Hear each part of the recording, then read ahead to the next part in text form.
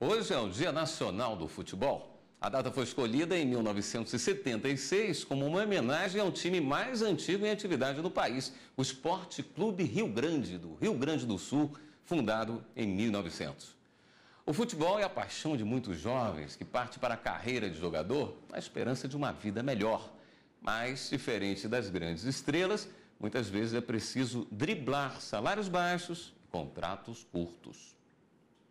Viver de futebol, um sonho de 10 entre 10 jogadores. Mas boa parte dos atletas brasileiros tem contrato apenas para um período do ano. Arthur Rodrigues joga profissionalmente há 4 anos. Já passou por 5 times da primeira e segunda divisão em Brasília. E só assinou carteira uma vez, com o Ceilândia, e por 6 meses. Nos outros times, o contrato foi temporário. O mínimo do contrato profissional é de 3 meses, né? E basicamente fica nisso.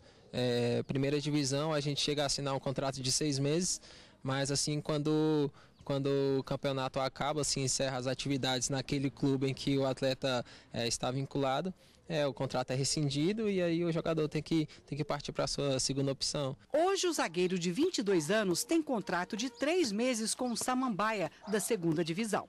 Pelo trabalho, vai receber um total de R$2.000. Como a renda não é constante, o jeito foi arrumar um segundo trabalho, em casa mesmo, no Recanto das Emas, cidade do Distrito Federal, a 40 quilômetros de Brasília. A faixa na porta da garagem já diz qual é: corte de cabelo e barba. Quando não está treinando pelo time, dá uma renovada no visual da vizinhança. Ele é um ótimo cabeleireiro, corta direitinho o cabelo, sim. E como jogador, hein? Ele é um ótimo jogador, já vi ele treinando já. Ele já deu aula lá para a escolinha onde eu treinava também. Faz bem o papel nos dois. E não é que essa profissão começou no futebol? Comecei a cortar meu próprio cabelo, fazer o pezinho e tudo mais. E com alguns cortes, alguns defeitos, mas eu fui aperfeiçoando, treinando nas cobaias que eram meus companheiros de clube. E aí a gente foi desenvolvendo esse outro dom também, né, que a gente adquiriu aí no meio do futebol também. Arthur diz que as tesouras e aparadores garantem o sustento dele, da filha de 1 ano e da mulher grávida. Mas ele mantém a garra e o sonho de viver da bola. É um pouco complicado porque você não sabe, você não tem uma garantia, né, de emprego amanhã. Mas é sempre lutando, né, pelo seu lugar ao sol, você sempre correndo atrás e acreditando que será possível sim alcançar esses objetivos. E sobre os contratos de trabalho dos jogadores de futebol, a repórter Viviane Novaes conversou com um advogado especialista no assunto.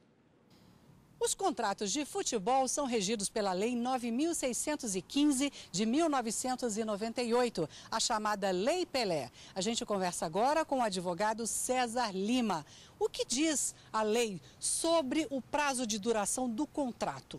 A Lei Pelé estipula que a duração mínima do contrato de trabalho do atleta profissional de futebol é de 3 meses e a duração máxima é de 5 anos. Quer dizer que no caso do Arthur, que a gente viu na reportagem, que está com um contrato de 3 meses, mesmo assim deve constar na carteira de trabalho? Sim, a carteira de trabalho deve ser assinada pelo clube empregador, é um direito do atleta e um dever do empregador. E se não assinar? Aí o atleta deve procurar seus direitos na Justiça do Trabalho e exigir que o clube empregador corrija esse erro, né, esse equívoco.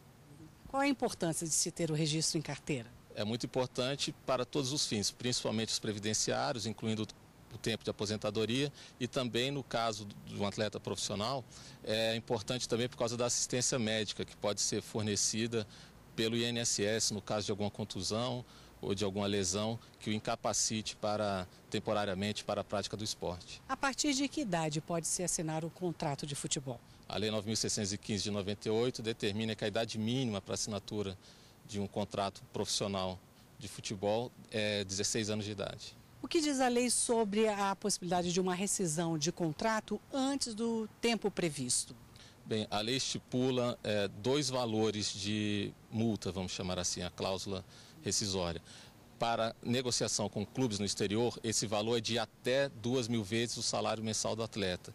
Para negociação com clubes do exterior, não há teto para essa negociação. Então, no Brasil, esse limite é 2.000 vezes o valor do salário do atleta e para clubes do exterior não há esse limite. E estas regras devem estar previstas ali no contrato? Sim, isso deve estar explicitamente estipulado no contrato celebrado entre o atleta profissional e o clube empregador.